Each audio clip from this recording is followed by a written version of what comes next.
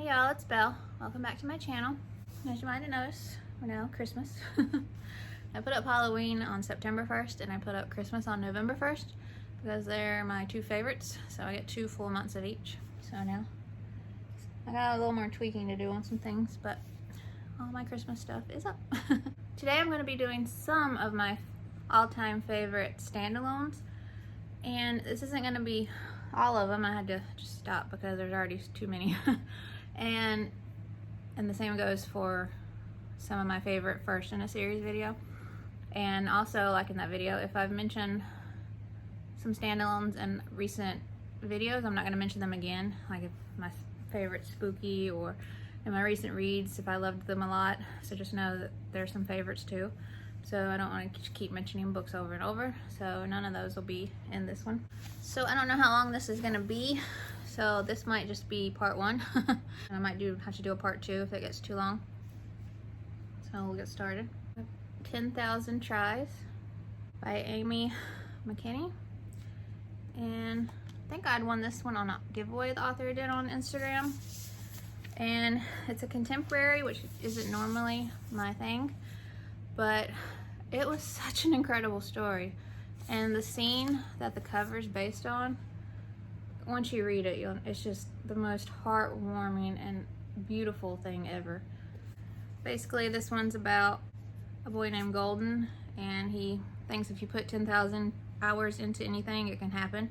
And he's going to do that into perfecting his soccer skills. And he wants to be named captain of his team. And he's going to put 10,000 hours into stopping his best friend Lucy, his next door neighbor also, from moving away.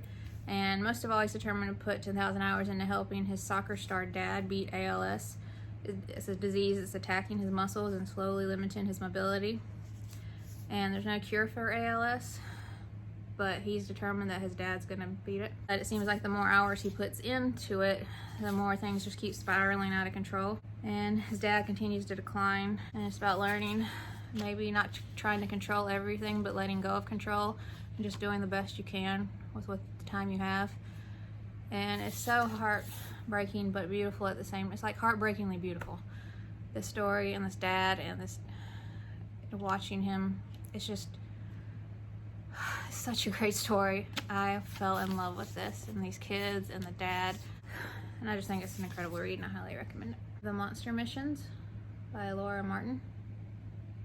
Again, another underwater story like I've mentioned before that I've just come to love, and I really want to read more of this author's books now. If I'm not mistaken, I won this one in a Goodreads giveaway.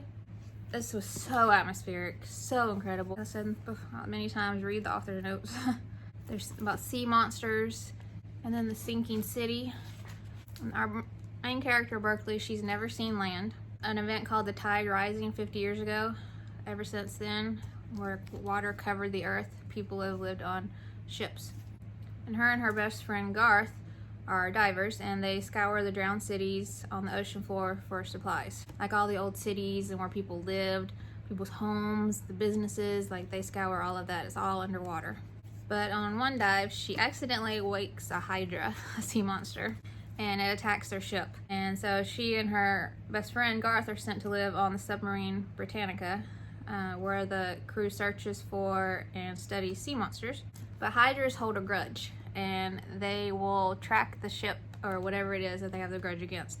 And she knows, and she worries about her family still left on the ship that her and her friend left, because she knows the Hydra will come back for them and attack it again. So she has to come up with a plan, and the monsters aren't the only dangerous thing in the seas.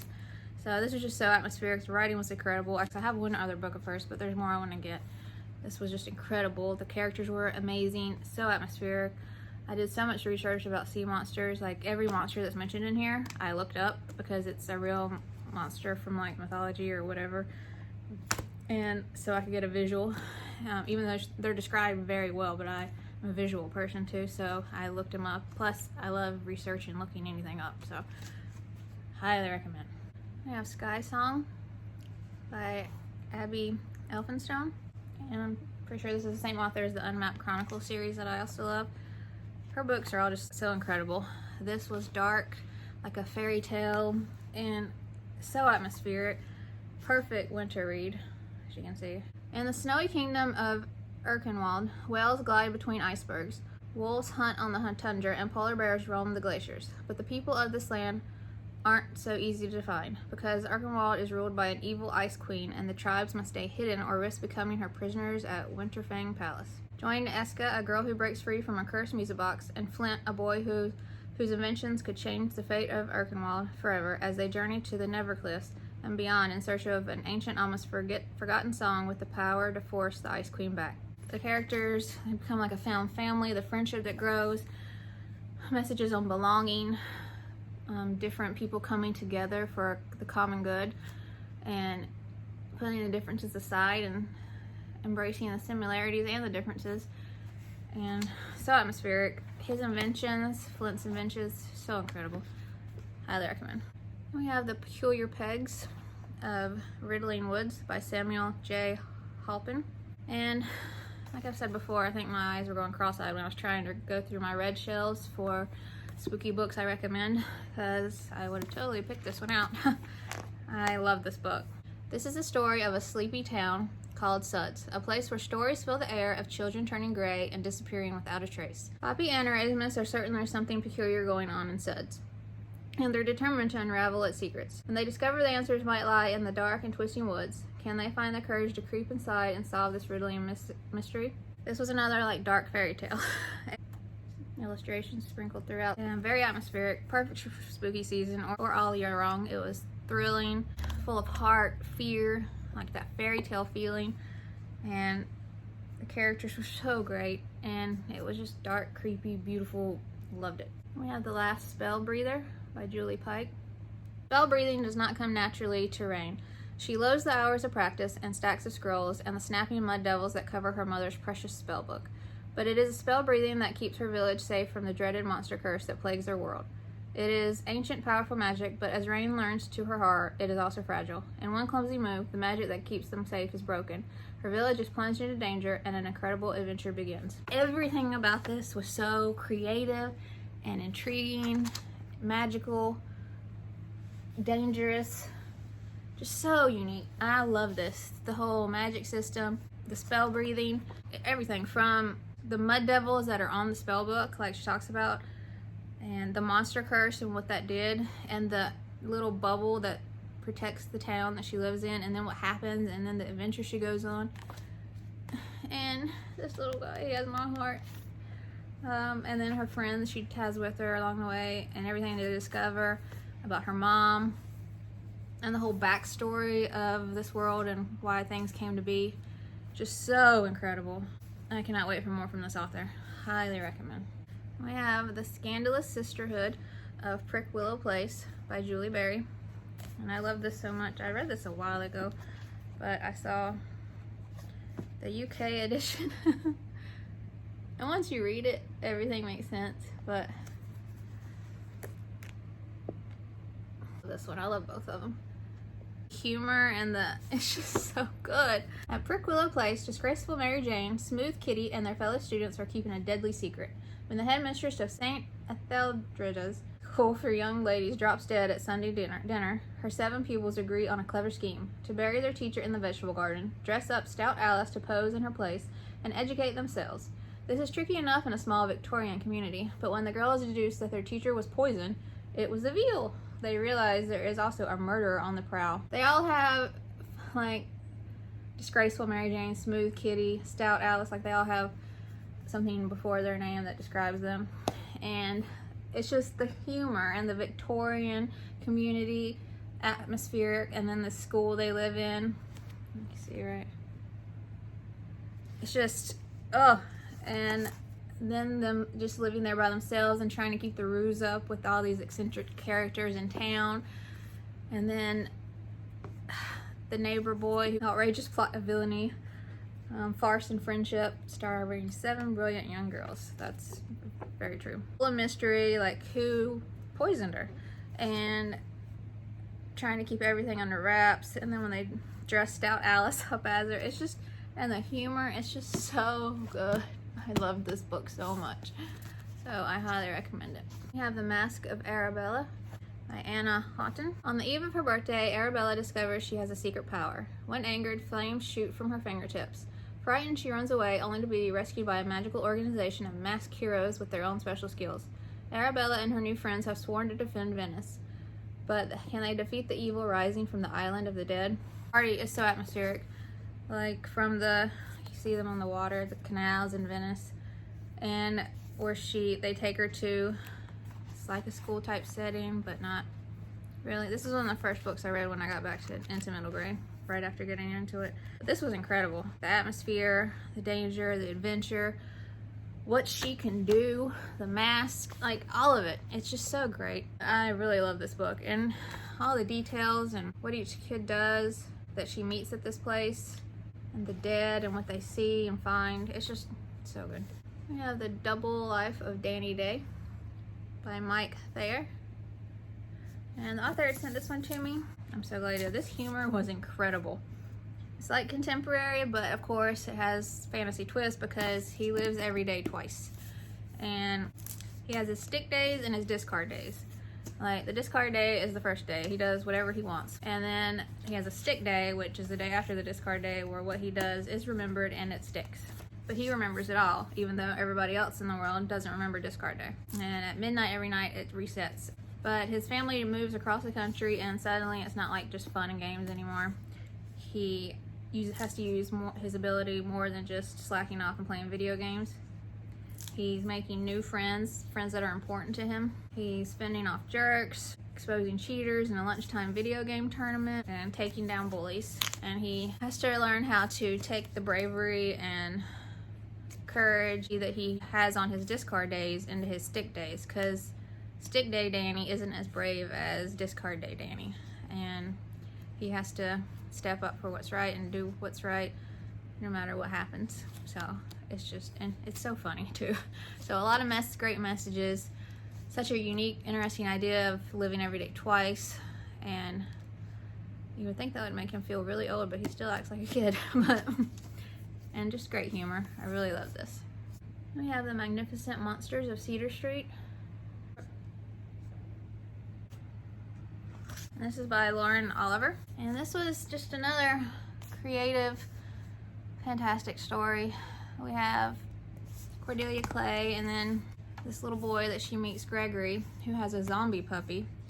And so all of them and a baby dragon. So incredible. But she meets them after her dad goes missing. She loves her dad and everything they do together. They save and heal remarkable creatures, and their home on Cedar Street is secretly full to the brim. It's got dragons, squelches, diggles, and Cordelia loves all of her monsters. But one morning she wakes up and her dad has disappeared along with almost all of the monsters. And she's only got a few cute clues and a weird note that doesn't make much sense. So her and Gregory, the zombie puppy, and the baby dragon set off to find out what happened to her dad and the monsters. And the journey they go on, everything they see, everything they find out, is so intriguing. I love this so much. I mean, just look at all those little carrots. So I love this. I have A Wolf for a Spell by Karah Sutton. Oh, this is a Baba Yaga story, and it's got wolves, my favorite. Since she was a pup, Zima has been taught to fear humans, especially witches. But when her family is threatened, she has no choice but to seek help from the witch Baba Yaga. Baba Yaga never does magic for free, but it just so happens that she needs a wolf's keen nose for a secret plan she's brewing. Before Zima knows what's happening, the witch has cast a switching spell and run off into the woods, while Zima is left behind in Baba Yaga's hut and Baba Yaga's body. Meanwhile, a young village girl named Nadia is also seeking the witch's help, and when she meets Zima in Baba Yaga's form, they discover that they face a common enemy. With danger closing in, Zima must unite the wolves, the witches, and the villagers against an evil that threatens them all. And this shows how you shouldn't judge people or animals just because they appear a certain way. Like, everybody thinks Baba Yaga's evil just because of the way she looks. People wanting to kill all the wolves because it's said that they're mean and evil and vicious. And that's kind of like real life, and I hate that. Wolves are so shy and more scared of us than we are of them. Such a beautiful story, and so creative and unique. And the wolf becoming Baba Yaga, and then the village girl, and then Baba Yaga herself. She turns into the wolf form. And the journey they each go on, and you get to see from each point of view. It's just such an incredible journey, and so many great messages and themes in here. Full of incredible illustrations too. Such a brave wolf, and the girl is incredible. The village girl is incredible. I loved Baba Yaga. Such a great retelling. Feels like an automatic classic. Just so imaginative. I loved it. Another wolf. The Boy, the Wolf, and the Stars by Shivaun Plaza.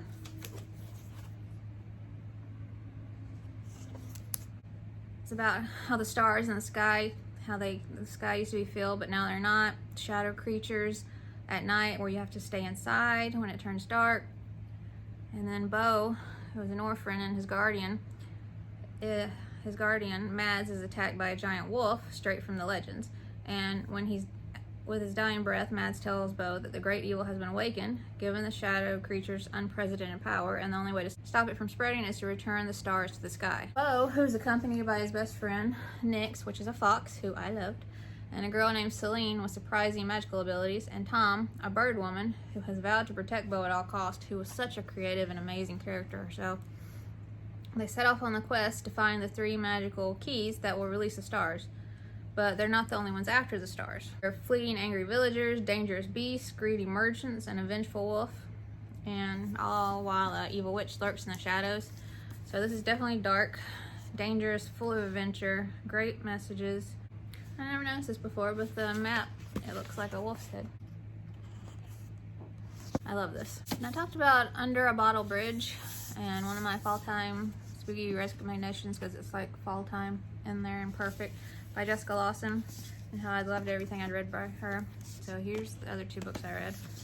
I read this one first, and then her newest one, but Nooks and Crannies, which I loved, and then How to Save a Queendom. Like I said about that book, all of her books are so completely different from each other, and which I love. They're not just all the same and just different takes on the same idea, and the humor is so on point, but each humor is a different kind of humor and still just as incredible. And this one I love it because the girl has a little mouse in her pocket, and in this one the girl has a tiny wizard that goes in her pocket, and she has a pet chicken. And this is more like Victorian type, and this is more magical world kingdom type. This one is Tabitha Crumb. She has a big imagination, loves mystery novels, and the only friend she has is her pet mouse, Pemberley, and I love that name. And she receives a mysterious invitation to a wealthy estate from a reclusive countess, and the mansion is rumored to be haunted. She finds herself there with 5 other children, and none of them are sure why they've been summoned. But soon a bigger secret will be revealed, a secret that will change her life forever and put her investigation skills to the test. So she's like a little detective, and the humor in this is that detective-like humor, and the way she talks to her pet mouse, I loved it. Stubb has been orphaned and left in the care of a cruel matron who works for her, and her only friend in this is a chicken, Peck, and she's constantly bullied by the matron's son. She's just come to accept that her life isn't made for adventure until she finds a tiny wizard in her pocket. And his name's Orlin. He's the royal wizard to Meridon's queen and magically bound to Stubb. He cannot get away from her because he's bound to her. And it's up to Stubb to ferry him back to Meriden Cross, the country's capital, or the delicate peace of the queendom will crumble under the power of an evil wizard queen. Suddenly, her unexpected life is chock full of adventure. So everything she learns and finds out, and all the twists, the secrets, the magic, the wizards, and everything you learn. Just so good. I love her books so much. I can't wait for more. So I think that'll be it for this. It's getting a little long, so I'll do another part 2 and do the rest of the books. So I hope you enjoyed this video, and I hope you found a lot of amazing books that you want to read. And as usual, all the illustrators will be listed below. And if you'd like to subscribe, I'd love that if you want to. And I will see y'all in my next video. Bye.